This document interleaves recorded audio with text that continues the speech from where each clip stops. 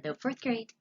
This is Charlie and the Chocolate Factory, Chapter 19, The Inventing Room, Everlasting Gobstoppers, and Hair Toffee.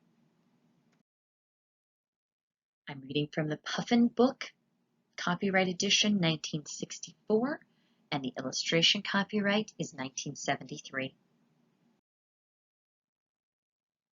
Chapter 19, The Inventing Room, Everlasting Gobstoppers, and Hair Toffee. When Mr. Wonka shouted, "Stop the boat!" the Oompa Loompas jammed their oars into the river and backed water furiously. The boat stopped. The Oompa Loompas guided the boat alongside the red door. On the door it said, "Inventing Room. Private. Keep out." Mr. Wonka took a key from his pocket, leaned over the side of the boat, and put the key in the keyhole. "This is the most important room in the entire factory," he said. "All of my most secret new inventions are cooking and simmering in here." Old Flickergruber would give his front teeth to be able to get inside for just 3 minutes. So would Prodnose and Slugworth and all those other rotten chocolate makers. But now listen to me. I want no messing about when you go in. No touching, no meddling, and no tasting. Is that agreed? "Yes, yes," the children cried. "We won't touch a thing." "Up to now," Mr. Wonka said, "nobody else, not even an Oompa Loompa, has ever been allowed in here." He opened the door and stepped out of the boat and into the room. The 4 children and their parents all scrambled after him. "Don't touch," shouted Mr. Wonka, "and don't knock anything over." Charlie Bucket stared around the gigantic room in which he now found himself.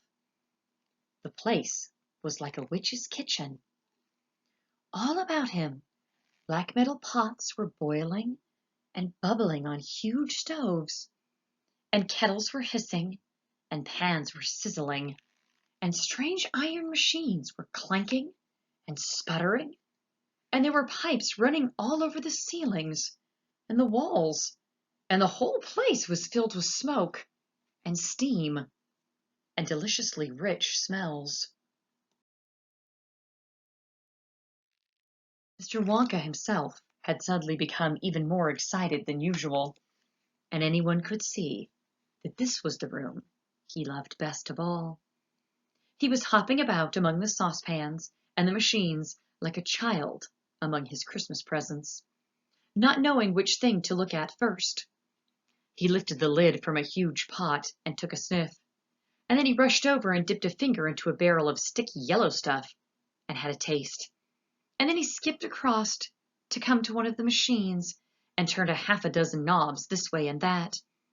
And he peered anxiously through a glass door of a gigantic oven, rubbing his hands and cackling with delight at what he saw inside. Then he ran over to another machine, a small, shiny affair that kept going put, put, put, put, put, put. And every time it went put, a large green marble dropped out of it and into a basket on the floor. At least, it looked like a marble. "Everlasting Gobstoppers," cried Mr. Wonka proudly. "They're completely new. I'm inventing them for children who are given very little pocket money. You can put an everlasting gobstopper in your mouth, and you can suck it and suck it and suck it and suck it and suck it, and it will never get any smaller." "It's like gum," cried Violet Beauregard. "It is not like gum," Mr. Wonka said. "Gum is for chewing, and if you tried chewing one of these gobstoppers here, you'd break your teeth off. But they taste terrific, and they change color once a week, and they never get any smaller. They never disappear. Never. At least, I don't think they do. There's one of them being tested at this very moment in the testing room next door. An Oompa Loompa He's sucking it. He's been sucking it for nearly a year now without stopping, and it's just as good as ever. Now over here, Mr. Wonka went on, skipping excitedly across the room to the opposite wall. Over here, I'm inventing a completely new line in toffees.